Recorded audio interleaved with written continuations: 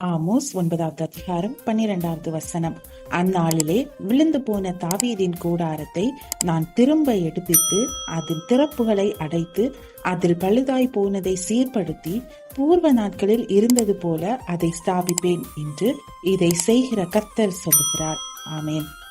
குடும்ப வாழ்க்கையில், தனிப்பட்ட வாழ்க்கையில், படிப்பில், வேலையில், தொழிலில், பிள்ளைகளுடைய வாழ்க்கையில் விழுந்து போனது போல உணர்கின்றீர்களா?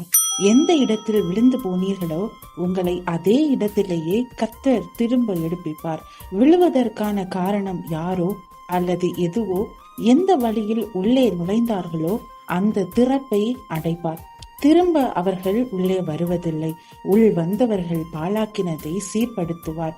பூர்வ நாட்களில் இருந்தது போல உங்களை திரும்பவும் ஸ்தாபிப்பார் என்று இதை செய்கிற கர்த்தர் சொல்லுகிறார். இந்த விசுவாசத்தோடு இந்த புதிய நாளை துவங்குங்கள்.